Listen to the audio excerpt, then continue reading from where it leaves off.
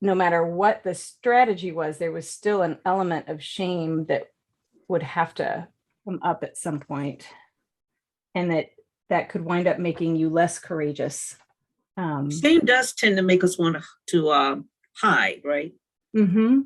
Yeah, I Yeah. mean, just even physically, head down, looking away, averted eyes, and all of that. Yeah. Mm-hmm. How do you extend empathy when it's towards someone with whom you really disagree? Mm-hmm. And I think sort of wrapped into that is how do you create accountability and use empathy at the same time? Like, can those things be together? I think about what do we mean by empathy, because it's not niceness. Mm-hmm. And it's not attraction.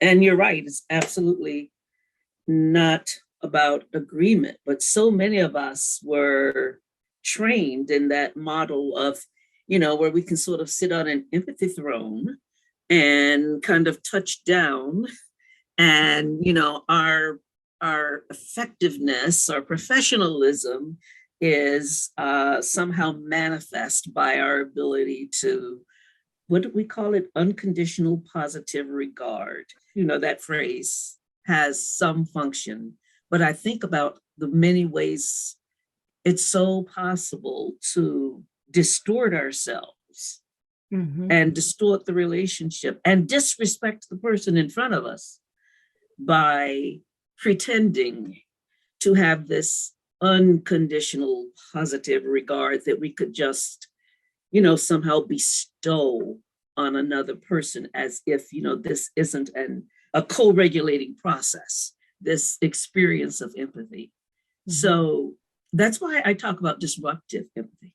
We have to be willing to disrupt ourselves, or at least acknowledge the disruption, before we can respectfully engage with another person. We have to be able to sit with something and pause with it. I remember watching the films with Carl Rogers, where he'd sit with somebody for, I don't know, 16 hours, not really, but a long time. Felt like it.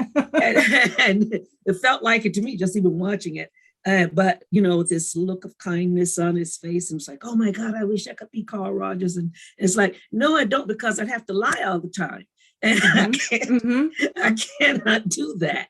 I think one of the first things we have to do is be willing to walk outside of our own constructed narratives about who we are and who we must be in order to be good therapists and effective therapists. And I don't mean we have to abuse people, but sometimes we have this model in our head of this is who I am, as the sort of always available, so accepting, unflappable mm-hmm. therapist. And then, we just end up performing some sort of narrative.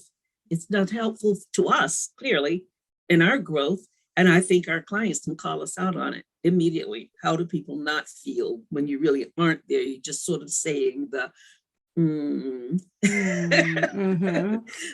I remember hearing you talk about disruptive empathy in Minnesota. One of the things that hit me during that was I started thinking about, I'm using air quotes around empathy for this, how I would use empathy to almost to engage in my own strategies of disconnection. I would empathize so much with the other person that I would just sort of lose track, not completely on purpose, but sort of on purpose. Sort of strategically. Yeah, holding my own stuff was too complicated. Yes. And so I just sort of set it aside and be with this person. And disruptive empathy is a lot more complicated than that. Yeah. And, wow, you said, and be with this person. Well, who's with the person? Right. That's a good question, because I wasn't. It's like, hey, I left the room, but I'm going to put my therapist. I left my therapist face there. I'm going to put my therapist face here with you. Uh-huh. Well, and I would be thinking a lot about that person and like imagining that person. I just wasn't also holding my own. Mm-hmm. There's not to be ashamed of that, because it's not because you're trying to hurt. You're trying so hard not to hurt a person, that is almost that we become afraid of ourselves instead of becoming curious about ourselves.